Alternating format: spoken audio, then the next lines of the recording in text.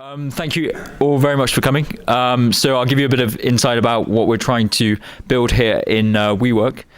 So this is one of our brand new buildings, 30 Churchill Place, fintech capital of the world in Canary Wharf. What we've done is we've have labs in this building, WeWork Labs, which is WeWork's essentially can be seen as like an incubator. So we take in early stage companies.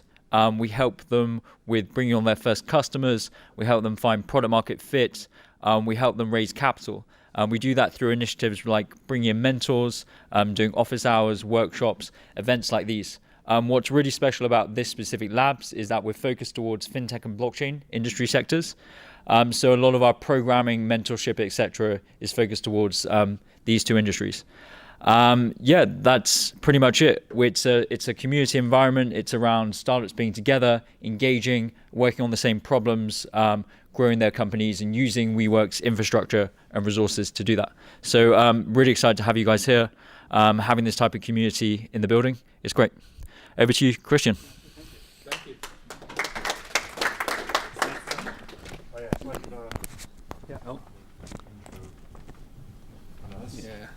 Nice use that. Yeah, just hold it. Yeah. Okay. Tiny microphone. I'm Simon. Some of you guys know me. So I used to be the head of corporate development at Bitstamp. Then about 18 months ago, I got into Lightning, which Bitstamp is also pretty excited about. And for me, that made me realize that we're going on to the next stage of payments and applications in Bitcoin. And for me, getting together with these guys, we realized that really gaming is probably the first place where people are going to interact with crypto, but getting funding for development in Bitcoin and Lightning, as you all know, is really hard. So we came up with a business plan and went out to some VCs and managed to raise some money. So we managed to hire get some people to quit their day jobs doing stuff they didn't like to work on crypto. So we got Chris involved, Andre, who you guys know from the New York BitDevs meetup, and also Mike Tidwell. So we've just got going, and we're building the SDKs to help game developers to reach out to the game development industry and help them understand and use Bitcoin easily and bring on the next 100 million users into crypto. Welcome, and glad we can provide you with some pizza at least. All right, over to you, Chris. Yeah, I might as well introduce myself. Yeah, I can clip it. There we go. Good. Yeah. So I'm Chris. I've kind of been doing Bitcoin and gaming since 2013. I originally just made my original game was a game called Sarutobi. That's like 2013. It was a simple game on Bitcoin where it's like an iPhone game. You'd play the game, you'd swing a monkey, and the game would just like throw sats at you. So I made that game, and I kind of just made it as a whim and put it on Reddit, and that became quite popular. The idea of the game was that people and companies would donate Bitcoin to the game, and that would just send it to the players. So that onboarded a lot. I got a lot of parents would email me, mainly dads, saying, "Thanks, I've got my kids into crypto. I've just sent them this game, and they're earning like $10 a month or something in Bitcoin playing this game." So I hope they held it or hodled it a bit. Then I got accused of spamming the blockchain. Which I kind of was, but fees were nothing back then. So then I started to incorporate kind of a mixture of kind of off-chain kind of solutions and monthly payouts and batching, and then fees got very, very expensive to a point where the game didn't really make sense anymore. And at that point, I could have gone over to Ethereum, like all my other contemporaries did, but I managed. At that point, I saw the Lightning white paper, and I saw that was coming, so I thought I'll just kind of, pause it for a while, and once second layer technology comes to Bitcoin, I'll pick it back up. And that's what I'm doing now. So that's what I'm going to be talking about. I'm going to be talking about gaming in Bitcoin. So let me get that slide open. There we go. So it's always good to start off with a joke. Close these. Where's the full screen mode? There we go. Yeah. So why do Bitcoiners buy Lambos? Any idea? No? No? Nothing? No? Okay. To substitute for something else. Quite? Is this part of the joke? Okay, no. So, because Ferrari is owned by Fiat, that's kind of obvious one. Good. Luckily, no one saw my last presentation, so they would have got that. Okay. Anyway, so what can we do with Lightning in gaming? So Simon just spoke briefly about our company. We are Zebedee, and Zebedee is a recursive acronym which stands for Zebedee Empowers Bitcoin-Enabled Digital Economy Engines. So we've got some sponsorship below. And who is Zebedee? Simon spoke about that a bit. It's Simon. Andre, who people might be aware, he was the other half of Koala Studios. But Koala Studios moved on, and Andre is now kind of working with us. And there's myself there. And what is Zebedee building? Hey. So we're building LDKs, which is kind of a pun on SDKs, APIs. Basically, the idea is that game developers can easily incorporate Lightning, into their games. We have a mobile wallet. We're not going to be a mobile wallet forefront, but the idea is that some of the protocols we are building to put Lightning in gaming, such as streaming between players, we kind of have to build it first and then hopefully make a specification that other wallets will adopt. So that's why we have a wallet, so we can kind of, incorporate these functions first. And that's a good thing about Lightning, is you can kind of make protocol up as you go along, because there's no consensus needed, except for between two parties. And we're also building games, desktop and mobile games. So we're not a gaming company per se, and we kind of realized that to make a good game that's going to kind of attract the masses, you need to really be a gaming company and know what you're doing. So we kind of admit that we're not going to compete, but we are making some sample games just to show how our SDKs and APIs are used. If those games become popular, that's great, but that's not necessarily what we're relying on. We're actually looking to work with other game companies who focus on games, to work with them to make amazing games. Okay, and that's just a GIF that doesn't load properly. Oh, there we go. There we go, yeah. Bitcoin, Lightning, and Z, which is Zebedee. Okay, so I think there's a few new people here. So put your hand up if you're familiar with the Lightning Network. Put your hand up, or don't put your hand up if you have no idea. No, I think there's a few new people. No. Don't put your hand up at you. People are shy,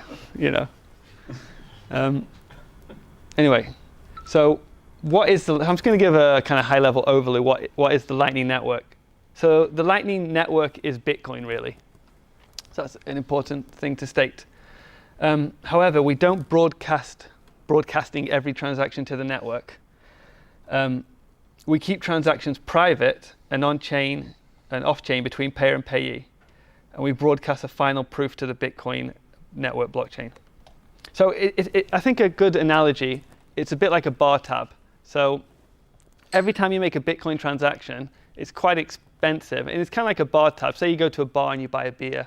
Every time you do that, you've got to it's kind of slow because you've got to pay the barman each time. Say you're using a credit card, there might be a fee. So it's quite slow and cumbersome to do that transaction with the barman with cash or card every time. So what you do in a bar is you set up a kind of tab, right? So you just it's very quick when you order drinks, and you kind of settle at the end. The Lightning Network is a little bit like that. So the Bitcoin technology, or as it's called on-chain, that's like paying the barman every time. The Lightning Network is kind of like a tab or a layer above it. That's a very kind of high-level analogy. It just makes, you don't have to settle the payment each time. So it's much cheaper and quicker. But it's not really like a bar tab. It's a bit more complicated, if I'm honest.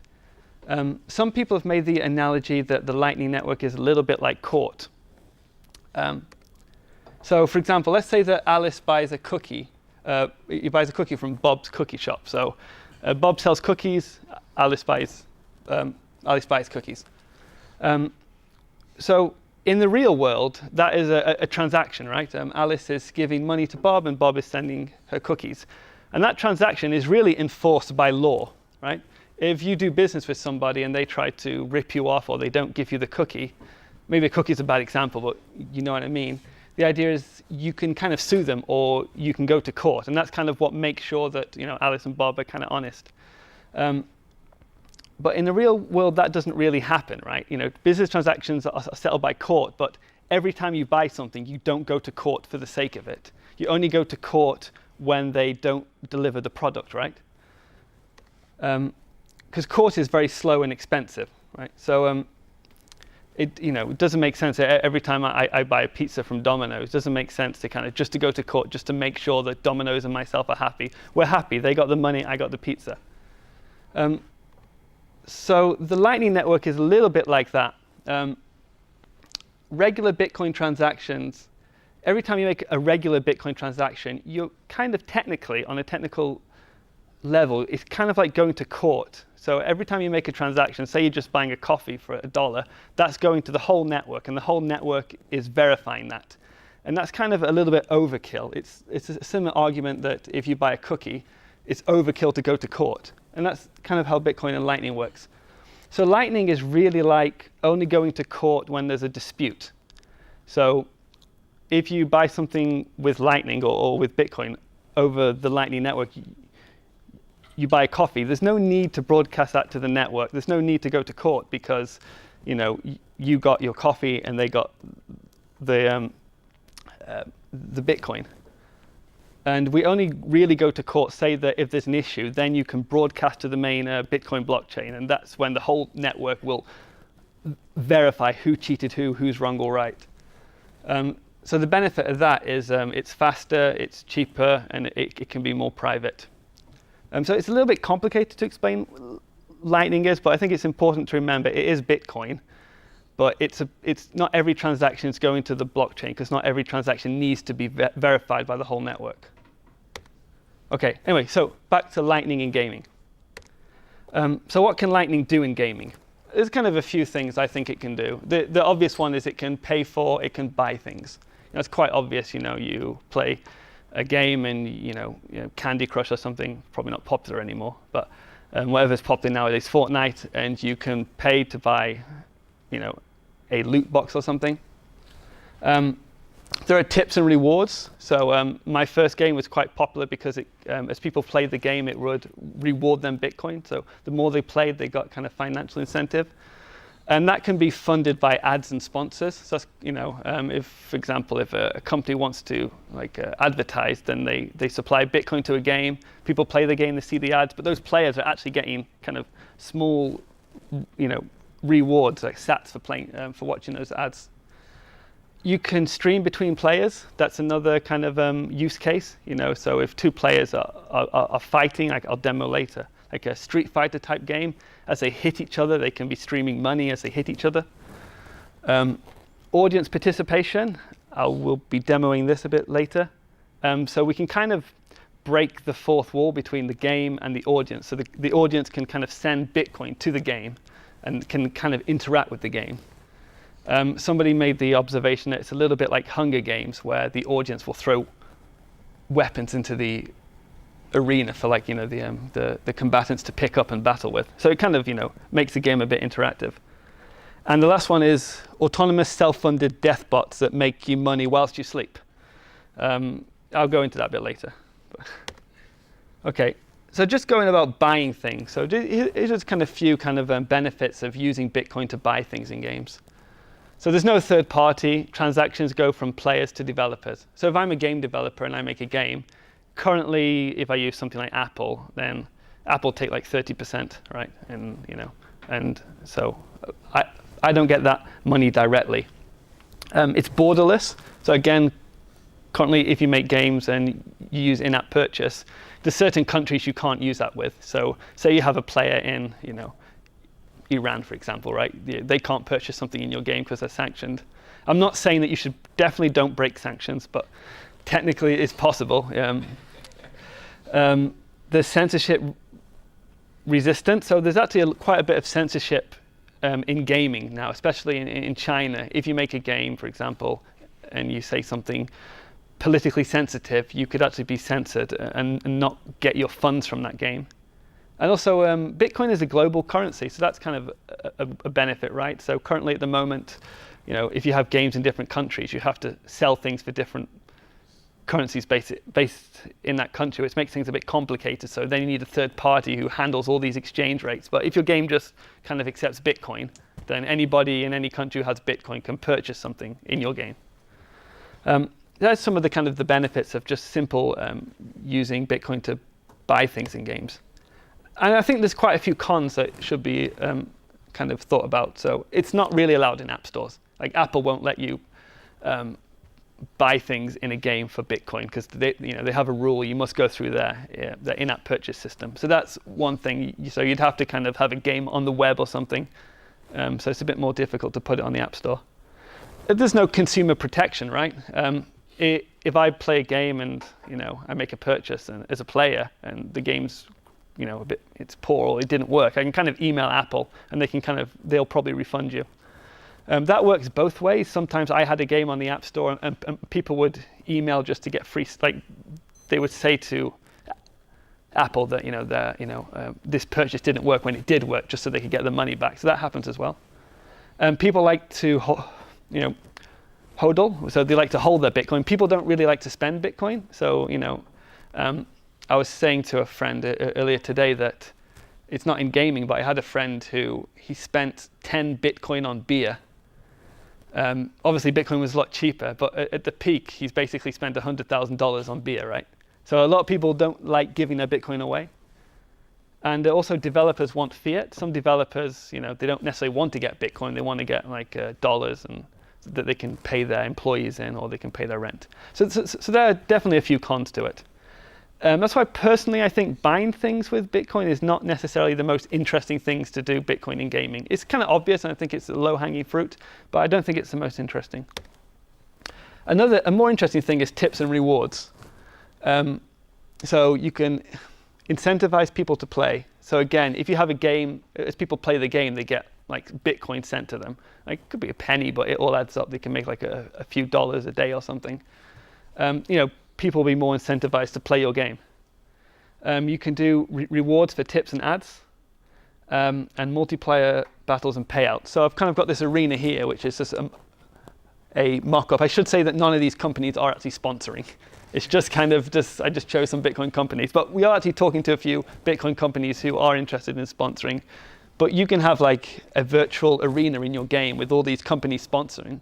And then as the players play the game, they see these ads and they get the Bitcoin that these sponsors have supplied. So it kind of funds itself.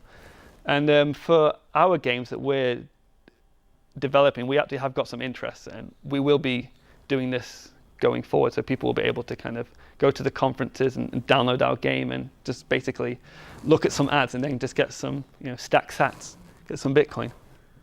And also multiplayer battles and payouts. Yeah, so tips and rewards isn't necessarily a tip. It's also you could fight another player and you could earn some Bitcoin from the other player and you could withdraw from the game. So if you have like a multiplayer game like Fortnite, all the players deposit some Bitcoin, then the winner gets to take all the Bitcoin out, something like that. And sorry? Getting on Google Play instead of the App Store. So So basically, it's hard to say. I'll just quickly go over it. But on the App Store, you basically have like a manual review. So somebody in Cupertino sits down and plays your app or plays your game, and they make a decision. On the Google Play, it seems automated. So it just gets accepted. And then from my point of view, I've seen apps on the App Store will get rejected straight away before they get put on there. On Google Play, they go on there. Then you might get like a month later or something if somebody picks it up. But I think from my point of view, I've spoken to the Apple review team on the phone a few times. They're okay with you sending people Bitcoin. They don't like you using things to, like, you can't purchase things with Bitcoin. So and streaming between players is okay. It depends on certain countries. But there is definitely space for Bitcoin in games. But it's more complicated if you just want to use it to pay for it. But Google is much easier than Apple, mainly because you don't have to download an Android app from the Google store. There's other stores like F-Droid, or you can just download it manually. For Apple, you really have to go through the App Store. It's possible, but it's not really you can get around it, but yeah, that's kind of the main roadblock. What are their thoughts on sponsorships, like with your previous slide? Are they happy with sponsorships? Yeah, I've had no issue with them. I've had sponsors in my games, and Apple have no. The thing with the app is you will send them a game and they'll approve it, but you don't know why they have approved it, if you know what I mean. they may have not realized something, right?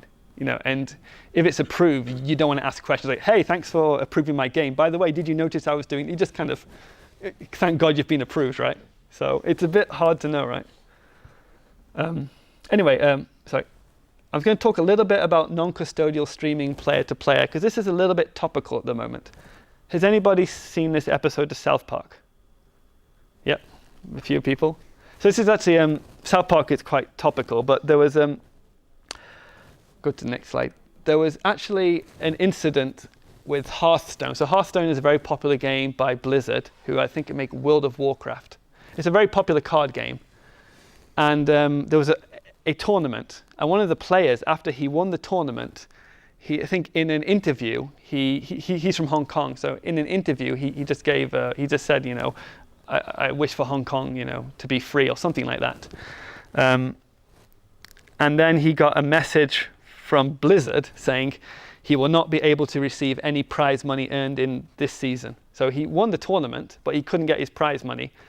And I think last time I checked, Blizzard were like an American company. I think they're definitely not Chinese, but I think they have Chinese investors.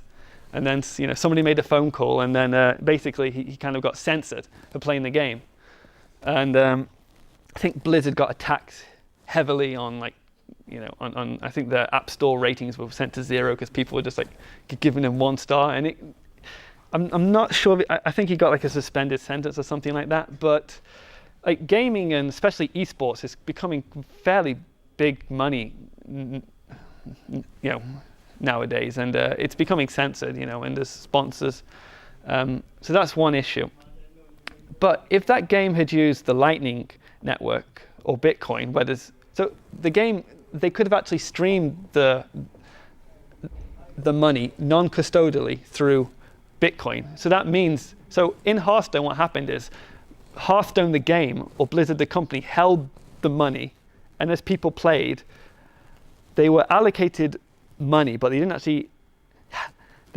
have it. That money was sitting in Blizzard's database, right? But if they played that game with non-custodial Bitcoin, with the Lightning Network, every time a player earned some money, they would actually get that at that moment. So a company couldn't take it from them, right? If the company disappeared, everybody would have the money they earned at any one point in the game. And I think that's kind of quite powerful going forward. I kind of think if we're going to have digital money, there's not much point having it in kind of a custodial, kind of censored way. So with the Lightning Network, players can play a game like Hearthstone or Fortnite, and they can actually be, it's kind of like they're handing physical cash to each other. It's theirs, and the company doesn't hold it. If player 1 gives it to player 2, then player 2 has it. Another thing we can do is audience participation. So this is kind of I'm going to demo this later, but this is, for example, we have a game, and the character is fighting a bear. So this is kind of a bit of a joke on fighting the bear market. Maybe we're coming out of it now.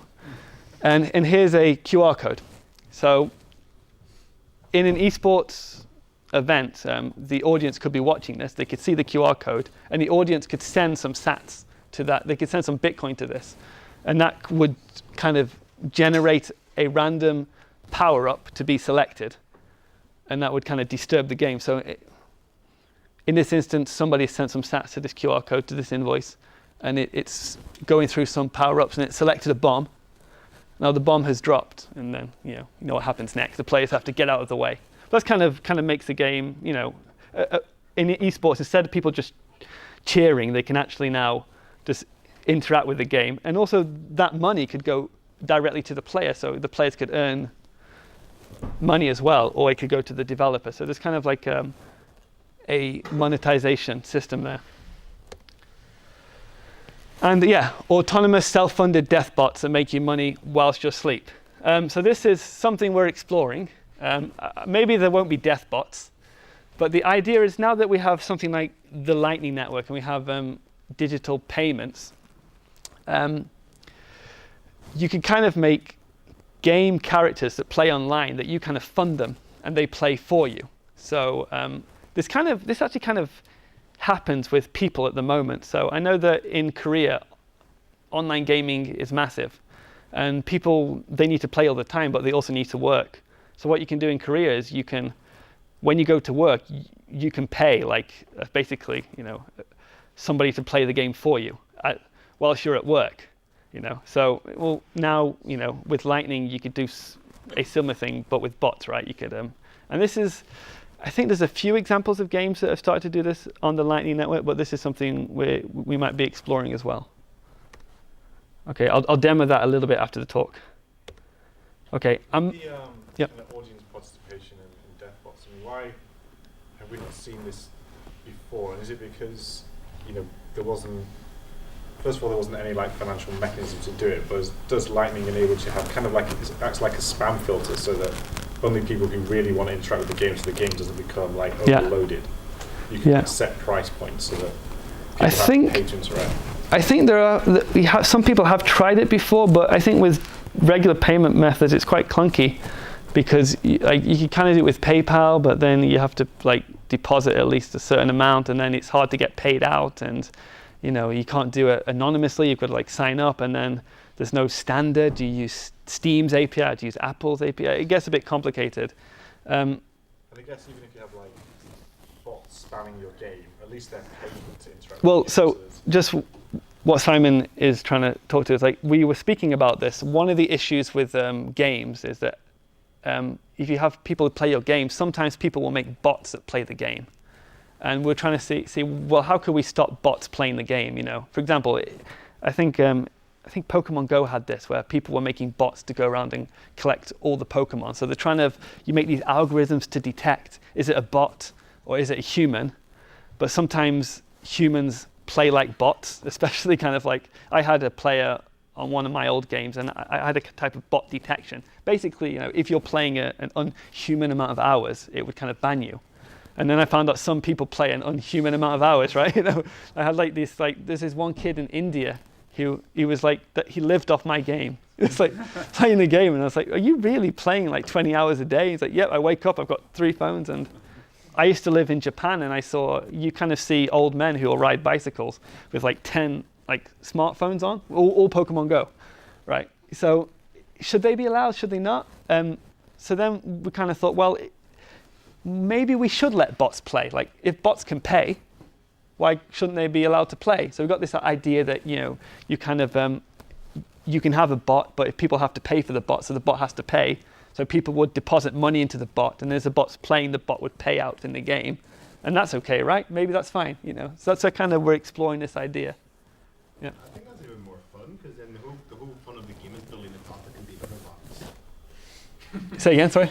So I think that would be really fun, because the game isn't about playing the game, it's building a bot that beats someone else's bot. Yeah. So if it's treated effectively, but a game scenario. Now if I go back to this slide, so does anybody know this TV show? It's quite an old one. It's like a Japanese anime, Metabots. And the idea is that people bought bots that fought each other, and then the bots would fight, right?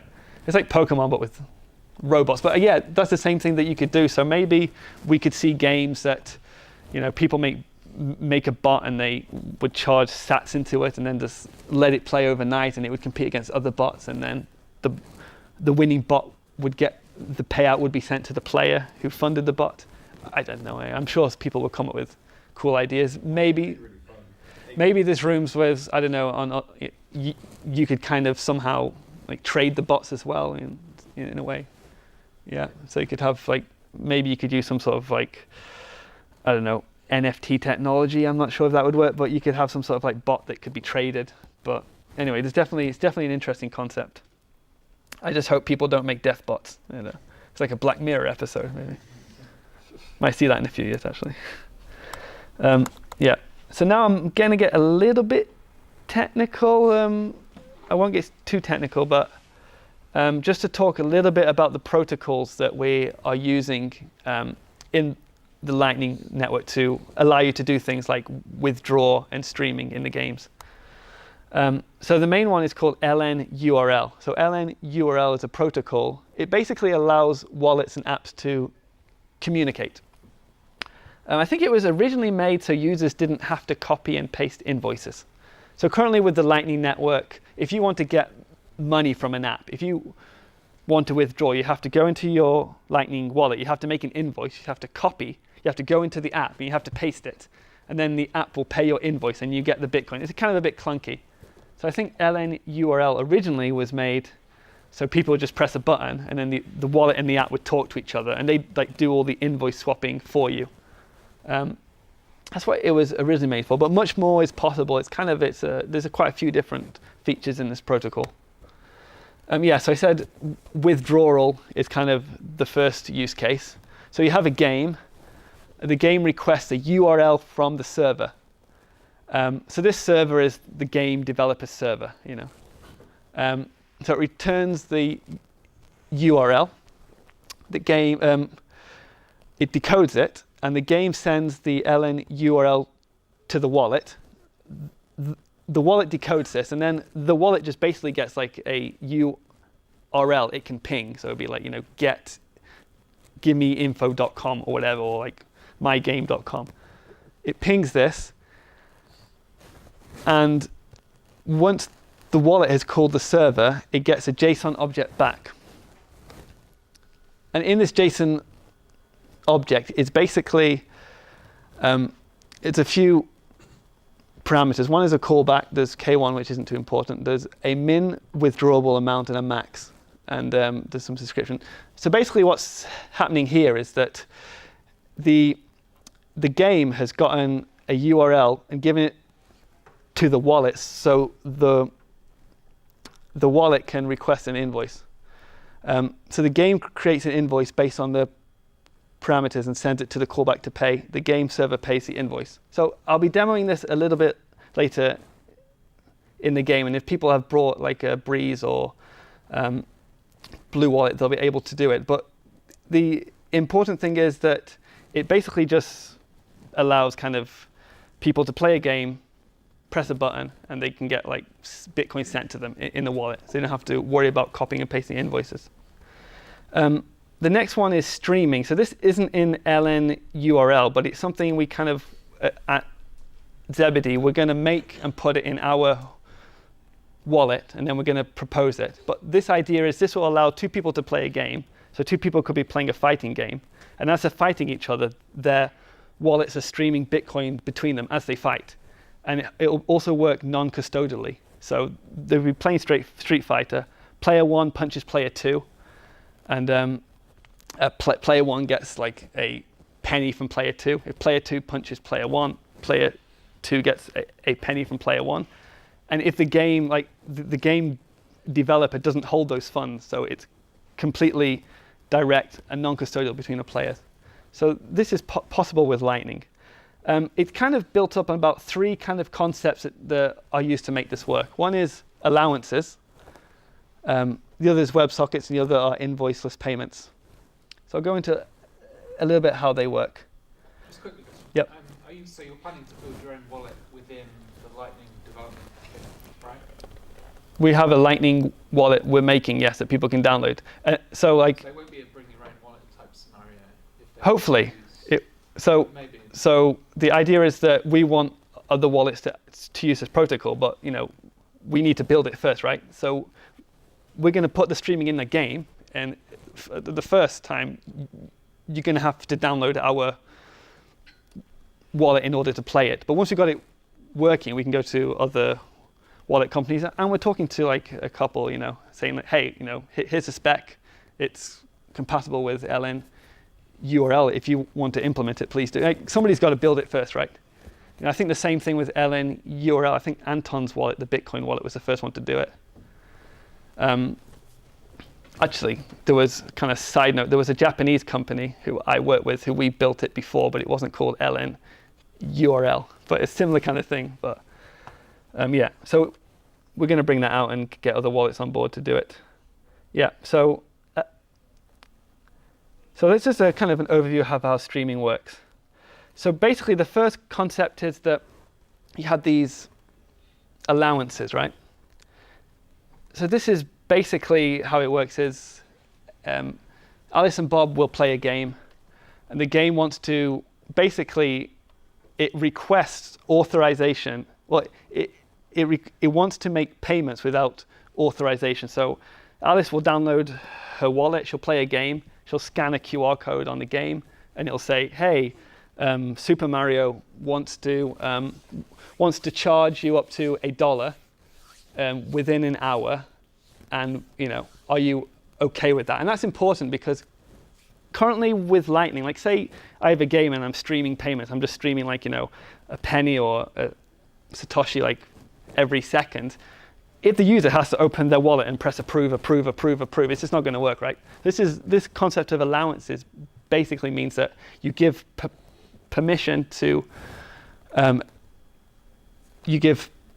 for a game to basically just kind of charge and pay up to a certain amount without you having to approve.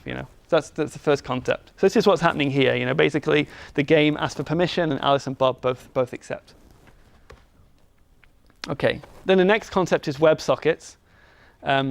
So once that's all agreed, then the game, Alice and Bob, and the server, they all make a WebSocket connection to a server. And this just basically lets them talk to each other. So for example, so in the game, Bob has punched Alice in the face, or well, not quite as hard as that. And the game says, hey, tell Alice to pay Bob 1 cent. Okay, so he sends it to the server. The server sends it to Alice. Alice, pay Bob 1 cent. Then Alice pays Bob 1 cent. And then Alice and Bob both say to the server, hey, Alice paid me 1 cent, or I paid Bob 1 cent. And then the server tells the game, hey, Alice did pay Bob 1 cent, so update your UI accordingly.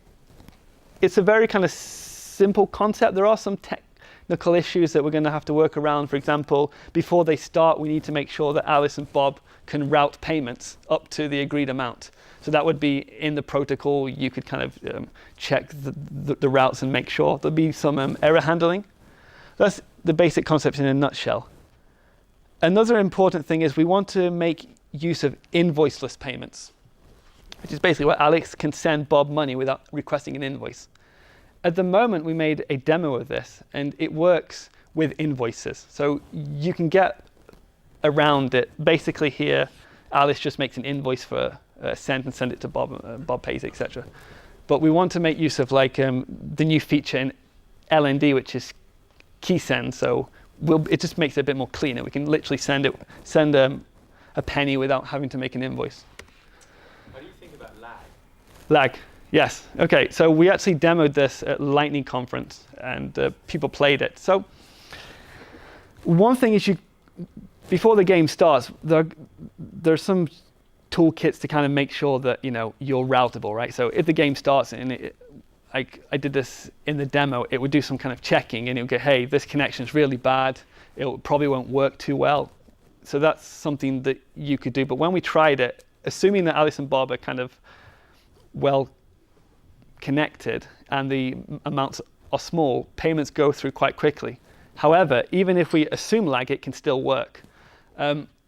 So if you ever watch Twitter and you press like, and there's a popular post, and you can see likes coming up and flickering. That's kind of fake, actually. So Twitter has this issue. They got all these likes coming in, and they don't actually know which likes will fail or which likes won't. So they kind of have this kind of delay where they kind of estimate and it updates. I think you can do something like that in a game. So say that Alice punches Bob 10 times, and you expect to see in the UI, as soon as Alice punches Bob, each time it kind of flickers and it updates. Well, when I try this in practice, Alice will punch Bob 10 times, and it'll kind of be like 1, 2, 3, 4, 5, 6, 7, and it still kind of works, right? As long as the lags, it eventually updates to what has happened, So I'm imagining a scenario if I'm playing a synchronous multiplayer game on mobile. Yeah. And say I'm in a car. Yeah. And it goes under a tunnel. Yeah. Well, the tunnel issue is a big issue. The tunnels, but yeah. I mean, you could come if this goes to its nth degree and you Yep. have esports, right? And people are really wagering money on this. Yep. that's where I see like resolution mechanics need to be improved. Well, lag is only really a UI issue, so all the payments can be proved to have been paid or not paid, right? But I know you're saying if, at what point do you allow something in the game, that thing has to be paid, right? So you kind of have to design the game around this. Obviously, people like esports might not work if people are playing the game through tunnels, but I think that's kind of an issue for the game, because game developers have that issue now, right? With like normal payments or normal gameplay. If you're playing a multiplayer game through a tunnel, you've got to handle that well. But life happens at scale, right? These are real problems, and I think I wonder about like an escrow account, as it were. Well, it tallies it all up, and you get the net amount. Well, actually, so it kind of depends. So this is kind of very basic Lightning, but with Lightning, say you want to do a bigger esports battle, there's stuff that you can do. Like there's a protocol coming called channel factories, where kind of people share a channel, and then like there's no routing lag. There's all these things that you can do. So ultimately, as we grow at Zebedee and we start to do these bigger events, the Lightning protocol will develop, and we'll have these kind of more sophisticated kind of streaming protocols coming in. But at the moment, we kind of have to work with what we've got. And like invoiceless payments, I've been waiting for like a year for this to come, and it only just came in beta like last week, right? So there's ways to do it. But at the moment, what we're kind of doing as part of our SDK and our developer dashboard is we make it very easy for the developers to make sure that their game is well connected to all the players in the other games. So we're kind of going to be this kind of hub where if somebody uses our SDK, they can kind of see, look, open up a channel with us and you'll be well linked to all these other players in games. So lag shouldn't be an issue. Like, I think, ideally, if you're playing games, you kind of want to be within like 1 or 2 hops, and I think that's very possible at the moment. Especially I think what I've seen so far is that Lightning, kind of people making apps on Lightning out of bounds. We tend to, hey, I'll open a channel to you. If you open a channel to me, it helps your users, it helps mine. So I think as the ecosystem grows, the ecosystem kind of makes sure that, for the benefit of everybody, make sure that everybody's well connected. But it's a fair point, obviously there's going to be lag and there's going to be issues. I just wonder if you need the payments to actually happen synchronously with the punches. Like whether you just want to get to the end of the session and it all be settled at the end of that. Well, that's the thing. So I think the main important thing about this is we kind of want it to be we're not saying you have to do this, but one of the main benefits is it's non-custodial, right? The idea being the game doesn't hold the funds for you. That's also an important point for a regulatory point of view, because it makes it much more difficult for game developers if they have to hold people's funds and they have to worry about security. So obviously it is possible to do it like that. But it depends on the gameplay. In the games that I'm developing, it isn't a major issue if it's not updated straight away. Again, somebody might make a game where that's more important, and then maybe have to make sure all the players have direct channels open with each other. It really depends on the use case. Don't you think it's a bit distinct? There's 2 things there, like there's batching payments and then there's custodial, like having a central third party, because you could have the first without the second, right? You could have it like, I don't care if the payment from me to Bob has gone through immediately, as long as within like $1 it's gone, so that I'm never having to trust the counterparty for more than $1 or something like that. What do you mean by batching payments? Well, I just mean like if the rules of the game are that I should get $1 every time I punch him or whatever it is. I might not mind if that rule isn't strictly honoured up to say $10, some granularity. Okay. Yeah. Again, I think. I'm not disagreeing with anything. Yeah. 10 punches, and there's only a payment after, say, 10 punches. For example. Sure. 10 punches. Gaming isn't purely technical. That would make it custodial, right? So you wouldn't be able to make it trustless. But what I'm trying to say is, when you say custodial, usually people think about third party, but it doesn't have to be the case here. It could just be that I'm on the hook, so to speak, to you, the other player, not to the game developer or something like that. There's also how do I enforce you to pay? Let's say you do 10 punches. How do I enforce? Sorry, I punch you 10 times. How do I enforce? You can actually use HODL invoices for this, but I can talk about. So a HODL invoice is another type of invoice where a third party could kind of decide who gets the payment or withheld it, but they're not holding the funds. They're just holding the key to the payment, but they themselves can't take it. So that is something I also kind of spoke to a guy from Lightning Labs about, and I have another game that uses that as well. So you can kind of make these HODL invoices before the game, and people pay. Like, they pay them before the game, and then as the game plays, the game releases a key so the person can withdraw. So that is one way to speed it up. I spoke to like Lightning Labs roast beef, and he said, well, no, wait until we have this kind of, multi-amp channel you know what I mean? It goes on and on and on. He loves games though. He does. Yeah, no doubt. I need to make a character of him maybe. Okay. Oh, yes. Demo time. Okay. So I'm going to have some demos, but before I do that, I just want to say February the 6th to 7th, there's Advancing Bitcoin, which is a big developer conference here in London. However, we are doing a workshop there where I will be, if anybody wants to kind of learn how to make a game in Unity with our SDK, I'll be just going through step to step how to do that. And the workshop is free to attend. So that's good news. So if you want to come along to that, I would just basically follow us on Twitter, zebedee.io, and we'll kind of have more information how you can sign up to that coming soon. But definitely try to come to that if you can. So it's during the conference? During the conference. It's free to attend even if you haven't got a ticket? Yes. Okay. Yeah. Yeah, so good. Yeah. So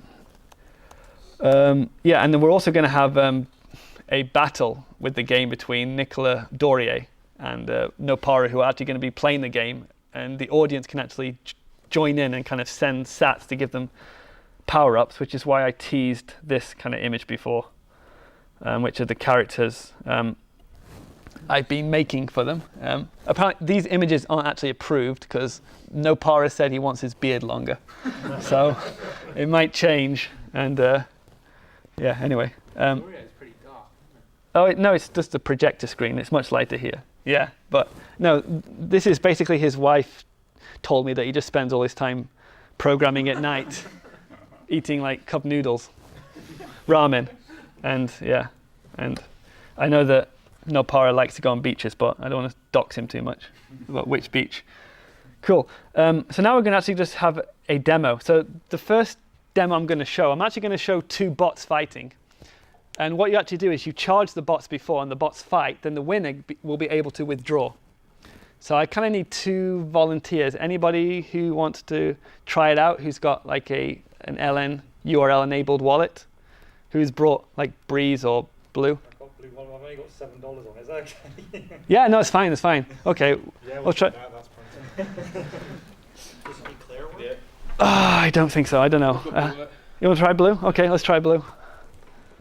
Okay, if it doesn't work, it's Blue's fault, not anything to do with the Zebedee API or SDK. Okay. Let me just get it open. Is that okay? Yeah, so this is one of the sample games I'm making, Raiki, which is like a Street Fighter type game.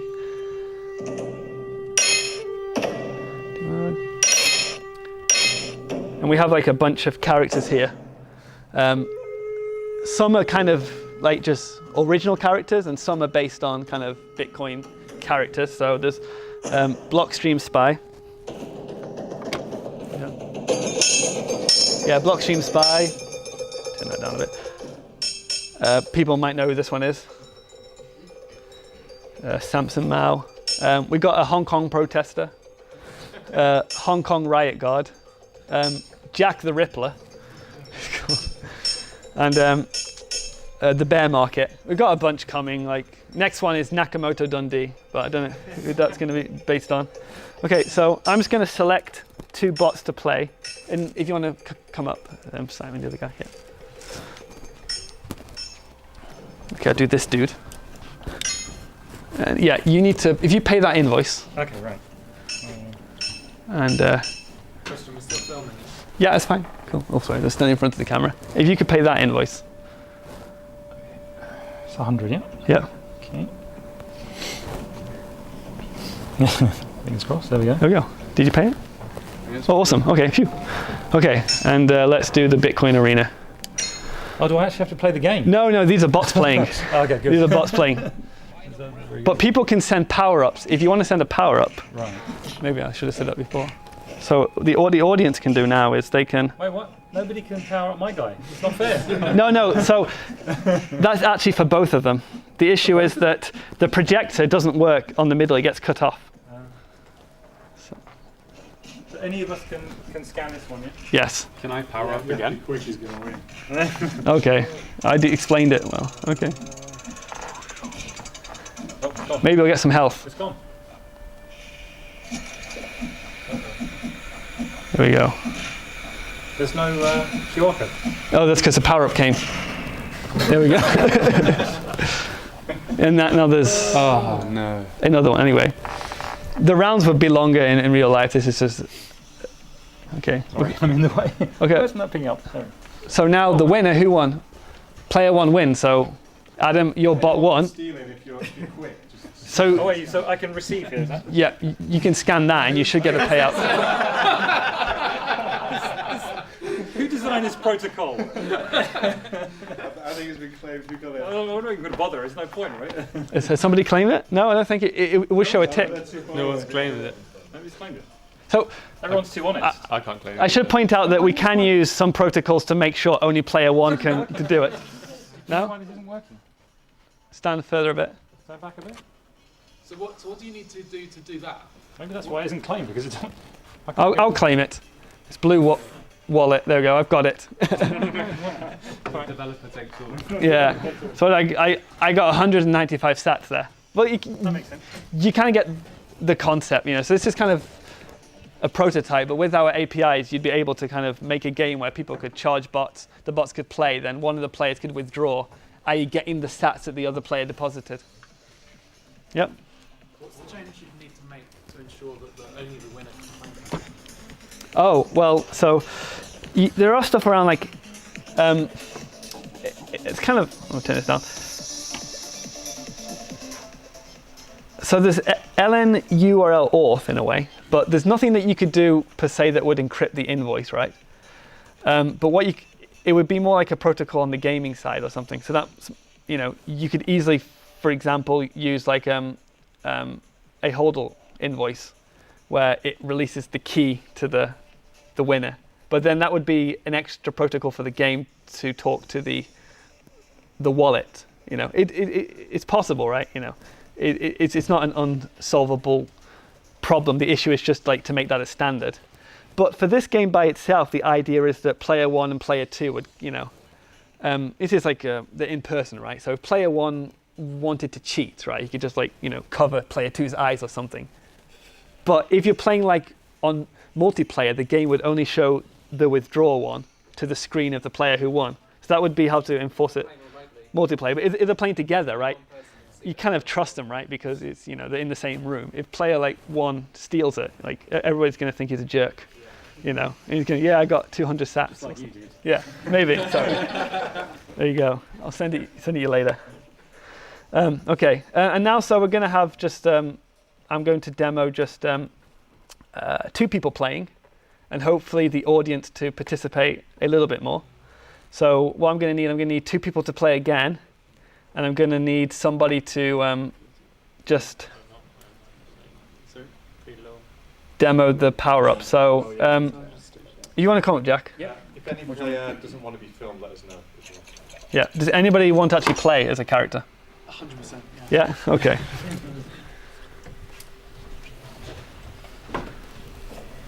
And there you go. So you can be red controller. Don't press anything yet. Does anybody else want to play? No? Nobody? Sorry, someone wants to play? Alex? You want to play? Yeah. There you go. There you go. Do they need lightning funds? No? The players don't at the moment. So what the players could do is actually stream, but we actually don't have that wallet quite ready yet. But if you want to just come across it. Yeah. So literally just you button bash the first buttons and it's the D-pad. I can go to button bash. Hold on. Let me just reset the game.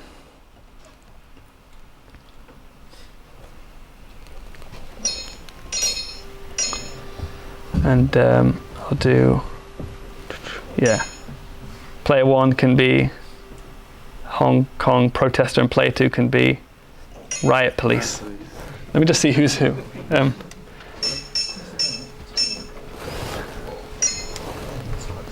You might have to figure out who's who. I can't remember which one's player 1, so just press the jump. Can you press the jump button? Okay. Which is the jump button? Okay, right. Yeah. So if you Pay the power up. pay the power up, okay. I'm the Chinese pawn. Okay. So you're the riot police, Alex. Yeah. Okay. So this is the riot police, and Come on. Democracy. Democracy is winning. Oh, get out of the way, that. Get away from it. Oh, I see the power up is the bottom. So actually, the power up would be in the center. Or actually, in real life, maybe there'd be like a kind of companion app where they could actually do it rather than scanning it far away. Can you have like topical power? Yeah. Can you get like tear gas and rubber bullets? Sorry, I just realized that the power up is fixed to bomb at the moment, but there's a few. Hold on. Sorry. Yeah. Let me just fix that. Let's try again.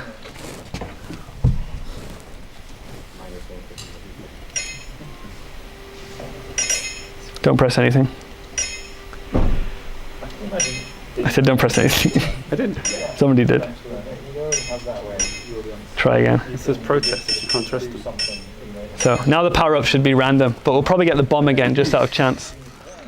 Okay.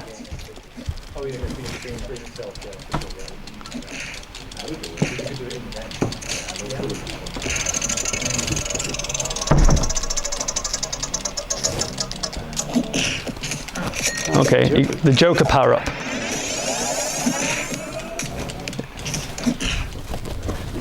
Get your mic. Get your mic. Oh, sorry. Caught there. Yeah. Should be another power up going soon.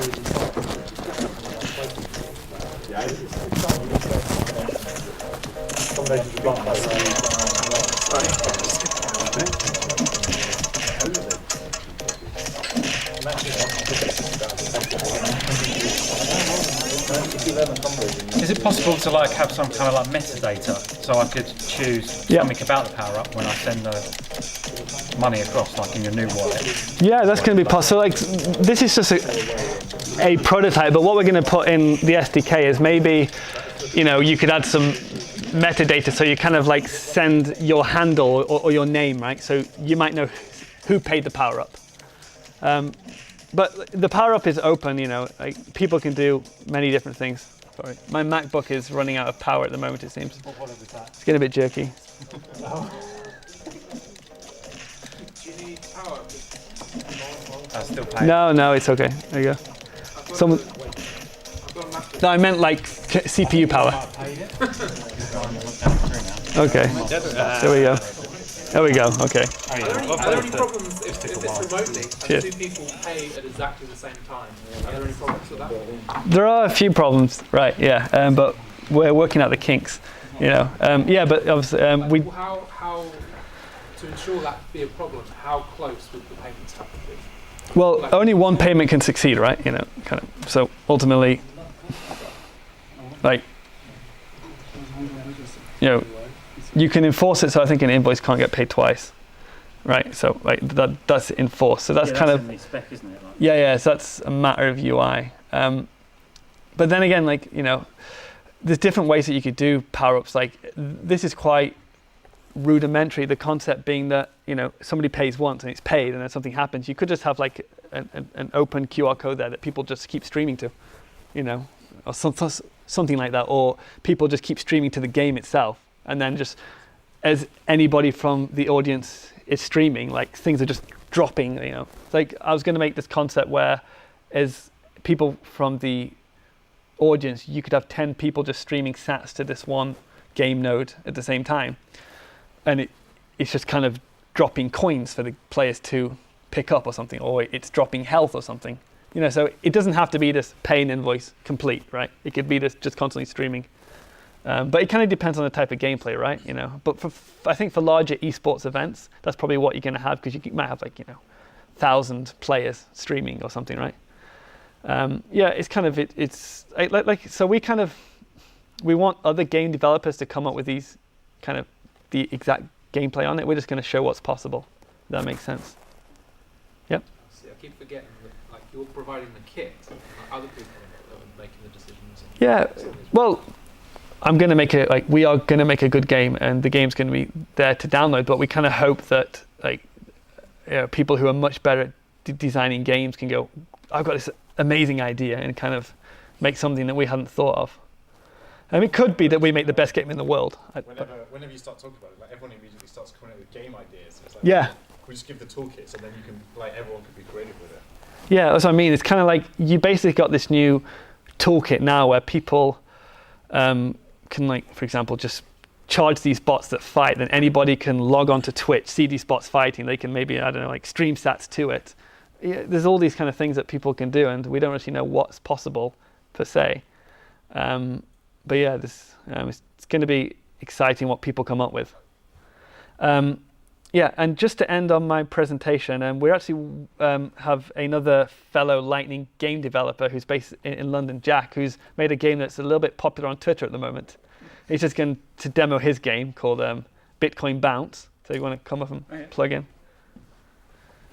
Then we'll do a Q&A after this question. Yeah, all good.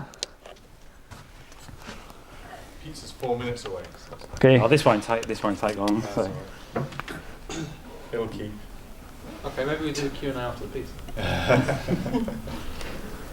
Plug in. I'm going to use it. I'll just use it. Oh, does it work?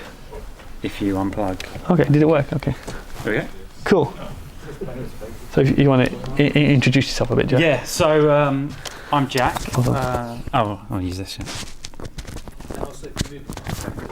Sure.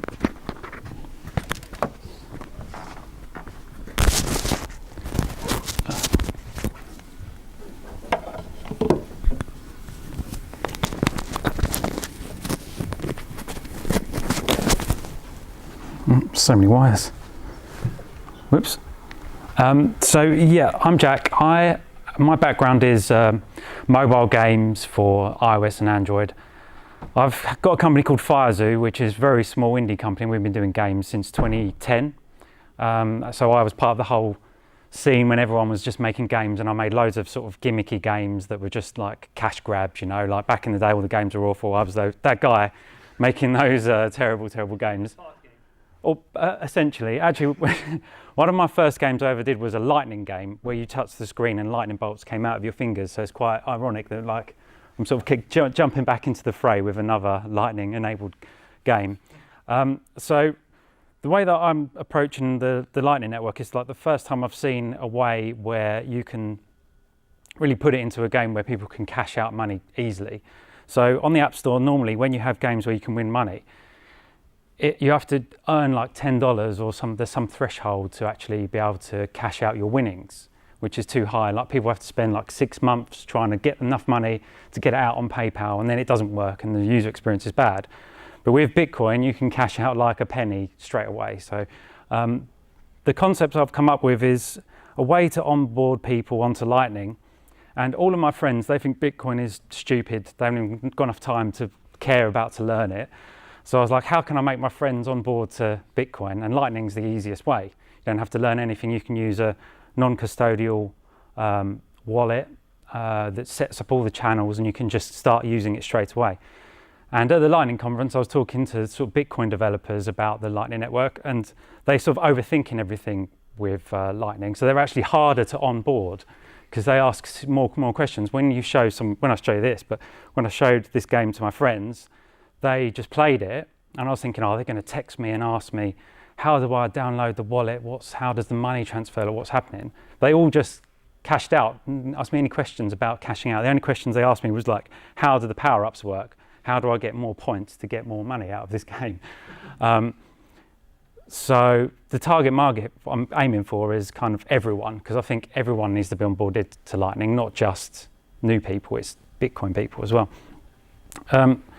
So the game I've come up with is kind of like the simplest game I could think of to get it on the App Store so they would accept it, and also have Lightning enabled and get Apple to accept it, because I didn't want to spend loads of money and time and then Apple just go, no way you're allowed to have the Lightning Network paying out payments. But luckily they've approved this version, and now it's just in beta. I've shared some of the people here, I've shared the links to try out.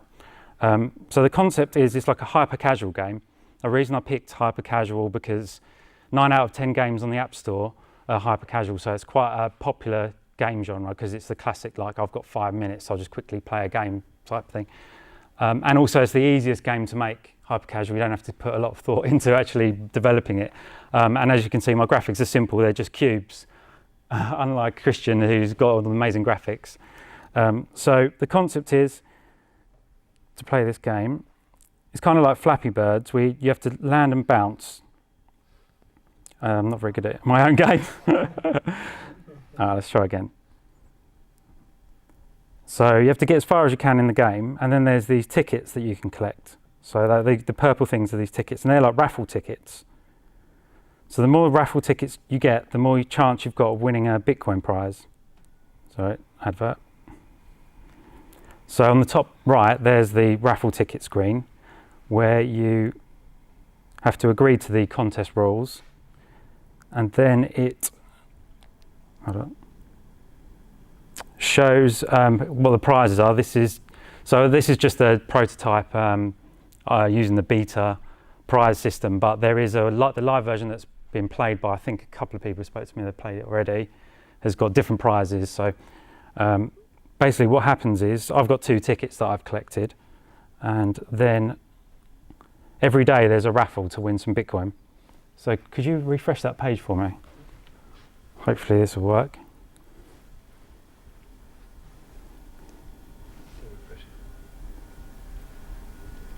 Yeah, refresh it. There we go. So I won a prize. My two raffle tickets was good enough. So right. So the point is, so far the user experience is they haven't had to sign up. There's no log in or anything. They haven't had to learn anything about Bitcoin yet. So at this point is where I think is the best time for someone to be onboarded, is when they're incentivized to go and claim their winnings. So you go to, these are some of the prizes I've already won, and I'll just tap the claim button, and it uses LNURL to cash out, hopefully. So there we go. Now it's claimed. So now it's basically it. And that was using the LNURL system that Christian was talking about earlier. And it took me like 3 hours to implement that. Yeah. So I just had this game already. Took like 3 hours to do the LNURL cash out. And then I just had to, the hardest bit was keeping track of the tickets, like who's got what ticket. So yeah, that's it basically. If anyone's got any questions, I'm happy to answer them. Yeah, maybe do Q&A together or yeah. Maybe, yeah. Yeah, so Peter's not here yet, right? Okay, so let's do the Q&A now. Yep. Yeah, hold the mic, maybe just pass it between us. It doesn't have to be like right on, as long as it's in the vicinity. With like a regular Bitcoin payment, you can have like multiple inputs, right? So I can pay like an arbitrary number of people in a single payment. Yep. So will Lightning enable that as well, or is it always just going to be 1 point to 1 point, or where is that right now? Well, I would say the reason you have that on Bitcoin is to save fees in a way, right? Yeah. And it makes it easier. So it's not, I don't think you can do that on Lightning, but you could really just quickly just send a bunch of payments, I kind of think, right? Well, I'm just saying that because like, let's just say Apple eventually did want to allow, say, yeah. Could you, or as you as like the platform developer, could you like say like we're going to take like 1% of all the game payments? Well, this is actually, yeah. Well, I see what you mean. So actually, this is like a part of our business model, and it's a service we offer to developers. The way that Lightning works is it routes the payments through nodes, and these routes are kind of anonymous. But what you can do is you can kind of set like a fee. So a developer in a way could take a percentage that they choose from players. But the beauty is with Lightning, like. For example, if you design a game where you're streaming like thousands, tens of thousands of sats, you could just take like a very small percentage, like, less than a penny per transaction, and hopefully it will add up. But yeah, that's definitely possible, right? Yeah, that's kind of on our roadmap. The idea that if you have a game and there's all these sats streaming between players, you can easily just take a small percentage or a large percentage depending on what you want to do. Yeah, that's possible. Alex, yeah. Sorry. A non-technical question, but more I guess from like a soft marketing perspective. In terms of the overall grand strategy of onboarding people onto Bitcoin, do you think it's better to not mention Bitcoin at all in the game, so people don't think Bitcoin's involved and suddenly they stumble upon it as an organic part of the game, and Bitcoin is sort of normalized as just another way of using the game? Or do you think it's actually better to mention Bitcoin in the thing like Bitcoin Bounce? Yeah, so my strategy with Bitcoin Bounce is that I think obviously we're all here because we think Bitcoin's going to go up in price and like we all believe in it. So it's more of a kind of App Store optimization type thing. So having my game with the word Bitcoin in it before there are any other games with the word Bitcoin in it. So when it goes crazy and people are like, what is Bitcoin? I want to download one. Oh, I can play this game and get Bitcoin for free. So I'm sort of thinking about what people are going to be searching for when it goes. That's sort of timing it with the hype cycle. Yeah, that's why I've called it that. Because then when people lose their money when the price goes down. That was the guy who... Yeah, but I get it for free, so. On the subject of Bitcoin Bounce, you said your friends weren't coming back to you asking how to cash out, etc. Yeah. Was that because they were going and finding their own wallets and cashing out? Yeah, so in the game, when you get the claim button, you saw the claim button, before you click on that, if you haven't got a wallet, it detects you haven't got a wallet that supports LNURL, and it will suggest a wallet. And then the user just clicks on it and it goes to the App Store, and then they can download it and install it and then come back to the game and claim. And so far my friends have just literally, I mean, I've only got like 10 friends, but I haven't done a proper sort of focus group or anything, but none of them had any questions. They were just like, oh, look, I've got 100. No. They're at home playing the game, I think. So then you tried to cash out to fiat and had that experience? No, all of them want to just keep the Bitcoin.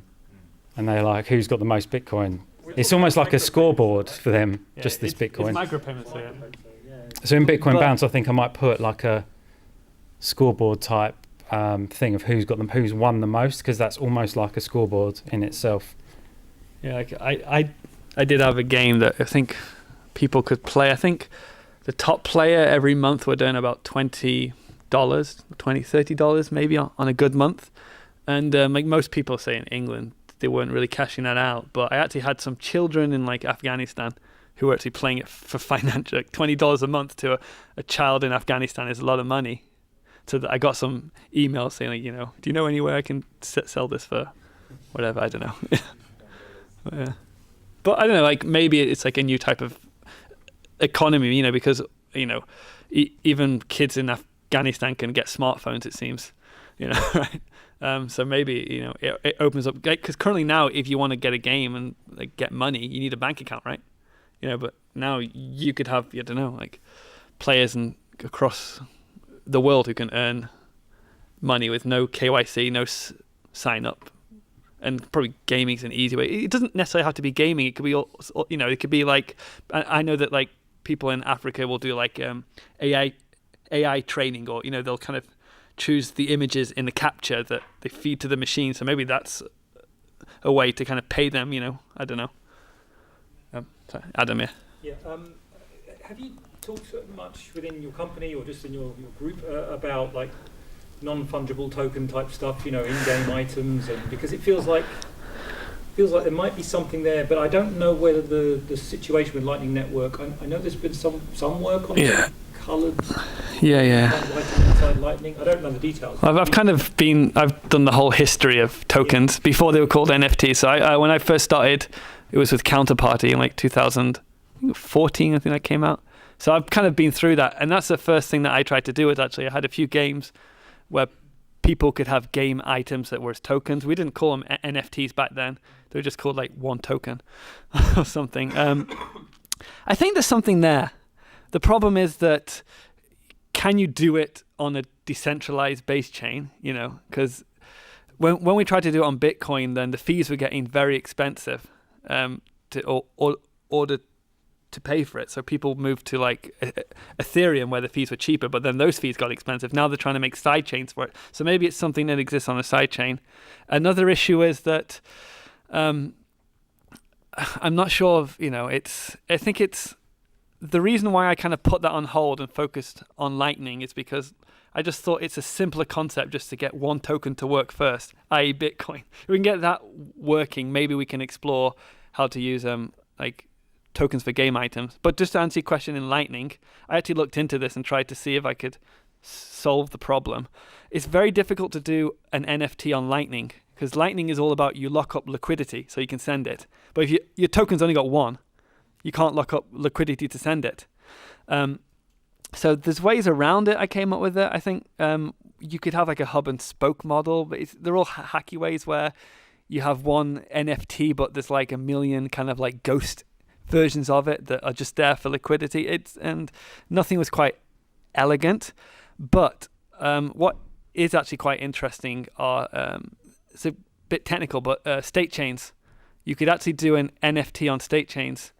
It basically would become like a digital open dime with a token on it, where you could so how Counterparty works, you basically have a token that's assigned to a UTXO. You put that on a state chain and people can pass that UTXO around off chain, and that would be one way to do it. So I've actually spoken to Ruben Samson about this, but then like that's not going to come tomorrow, right? We need L2 and someone has to make it. But that's why I've personally, because I've been quite hesitant to jump into the current NFT ecosystem, because I don't know, I was like this with Bitcoin. I'll just wait till Lightning, or I'll just wait until I feel there's a proper solution. I'm not saying that there's not good stuff on Ethereum. There might be, but personally I was just waiting to see how we do it on Bitcoin, and I think state chains is a very good way to do it actually. But they're my thoughts on it. The App Store rules about tokens and things is quite strict as well. Yeah, it's crazy. So like when I did my game and I had the tickets when I submitted the game, I explicitly said it's just a virtual currency. It cannot be transferred outside of this game. You cannot purchase this currency. Like, just make it clear that although this is a Bitcoin game, those ticket things are just nothing. They're not cryptocurrency or a token or anything, because in their rules they're quite strict. The raffle tickets, yeah, they're just they're nothing cryptographic about that. I can change it however I want and produce as many tickets as I want. Yeah, I think so. Actually, I spoke to Apple because I had a game that had Counterparty tokens and Apple didn't like it, and I actually spoke to the review team, and they basically had this concept that you're not allowed to have a game item that can exist outside of your own ecosystem. And this is not just crypto. I think there's like a Line, which is a popular kind of like chat app in like Korea and Japan. They had the same thing where they had the points, but their points they were trying to make it be used with another company, and Apple didn't like that because maybe there's some sort of money laundering issue there or something. But yeah, you can't do anything like. You can't say in my game, if I wanted to have in-app purchases payable with Lightning, I can't have my website set up and they pay and buy all the items on my website and then they appear in the game. That's not allowed on the App Store. They would take my app down if they caught me. There's ways around it. I think if you sell it with a T-shirt, they're actually. Oh yeah. There are. Yeah, if it's with you're allowed to do it with a physical item. Yeah. But I'll just say that I'm actually quite interested in like mobile web is getting better. There's actually a conspiracy that there's actually no reason why you can't build a game to run in the Safari browser with like WebGL. And when I dig into the forums, it doesn't work on Apple. It works quite well on Android, but it doesn't seem to work on Apple. And then there's all these conspiracy theories where Apple are like paying the developers not to make it because it'll kill the App Store. But I think ultimately that'll become more and more possible, that you can make a game in Unity, which is like the popular framework, and you can compile it for browser, and that should be able to run in a mobile browser, right? That's possible, right? The App Store, I think maybe that's an outdated concept as phones. So obviously, browsers aren't as performant as native apps, but that becomes less and less of a problem as kind of smartphones become more powerful and browsers become more performant, and people make better SDKs. So I think hopefully we won't have to rely on the App Store. I don't know if Apple will push back against this. Who knows? conspiracy is that they're paying everyone. So this is thing, no. So Unity, Apple are paying, Unity not to make it work, because if people can, because like most of the games in the App Store are made with Unity, and if they can make that work well on mobile browser, then people stop using. I don't necessarily think it's true, but I was anyway. going to say I love Apple, and I don't believe any of this nonsense. There we go. Yeah, but that's kind of what the feeling is, because apparently it should just work. It works a lot better on like Android anyway.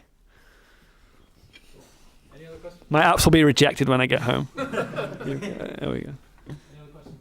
I've got a couple, and then we'll finish. Yeah. So you're built on L&D. Yeah.